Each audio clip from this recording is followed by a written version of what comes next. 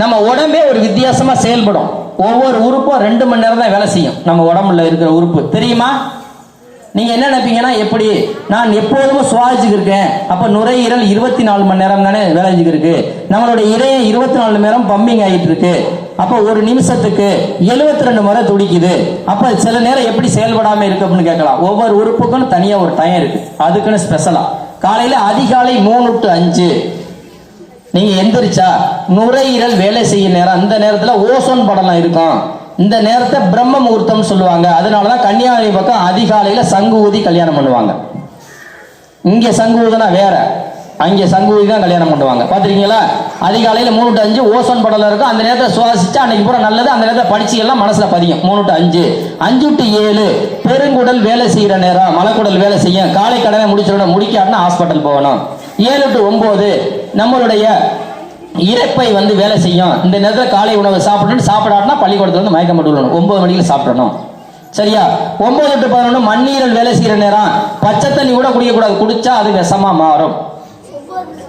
9 to 11 11 to 1 இதயம் வேலை செய்யற நேரம். இந்த நேரத்துல தான் பலகாரம் பச்சி எல்லாம் போண்டாவை எண்ணெயில போட்டுட்டு சாப்பிடுவோம். அப்படி சாப்பிட்டா ஹார்ட் அட்டாக் வரும். இந்த நேரத்துல நைட்டுக்கு ஒரு ஆள் ஹார்ட் அட்டாக் வர போதுன்னா பகல்லே சிம்டம்ஸ் காமிச்சிடும். அதை பார்த்து அவங்களை ஹாஸ்பிட்டல் கொண்டு போயினா காவந்து வேண்டிடலாம், விட்டுட்டா ஆபத்து. அன்னைக்கு நைட்டு 1 to 3 நம்மளுடைய சிறுகுடல் வேலை செய்யற நேரம். இந்த நேரத்தை சாப்பிட்டுட்டு லைட்டா ஒரு தூக்கம் ஒரு அம்மாலாம் தூங்குவாங்க, வீட்டில் பார்த்துருப்பான். அப்படி தூங்குனா சாப்பிட்ட அனைத்தும் கெட்ட கொழுப்பா மாறும். 3 to 5 சிறுநீர் பை வேலை செய்யற நேரம். அந்த நேரத்துல பால், தயிர், மோர், இளநீர் இதெல்லாம் சாப்பிட்டா நல்லது. 5 to 7 கிட்னி வேலை செய்யற நேரம். இந்த நேரத்துல நம்மளுடைய இடுப்புல சிறுநீர் பை தனியா ஒண்ணு இருக்கும், கிட்னி ஒண்ணு இருக்கும். சரியா? அந்த நேரத்தில் வெயிட் வச்சு தூக்கக்கூடாது.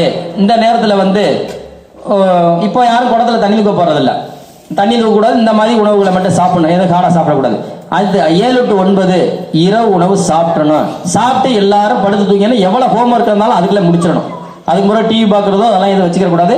முக்கியமா நைட்டு 1 to 3 பித்தப்பை வேலை செய்யற நேரம். இந்த நேரத்தில் யாரும் எந்திரிக்க கூடாது, மூளை ஓய்வு எடுக்கிற நேரம். அப்படி எந்திரிச்சா யாராச்சும் எந்திரிச்சு படிக்கிற பழக்கம் தான், படிக்க மாட்டான் அந்த மாதிரி யாரும். அப்படி படிச்சா மனநிலை பாதிக்கப்படும். 1 to 3 நான் சொன்னேன்ட்டு மாத்தி போட்டக்கூடாது. ஆகா படிக்க 1 to 3 அந்த நேரத்தில் ஆக்சிடென்ட் ஆகி வெளியூருக்கு போயிட்டு இருப்பாங்க. கார் போகும்போது திடீர்னு புளிய மரத்தில் மோதுவாங்க, தன்னை மறந்துடுவாங்க. ஒரே ஆள் டிரைவரை வச்சு போனா ஆபத்து. அப்ப டிரைவரை சொல்லி அண்ணன் ஒரு 1/2 மணி நேரம் தூங்குங்க, அப்புறம் போகணும்னு சொல்லிக்கணும். சரியா?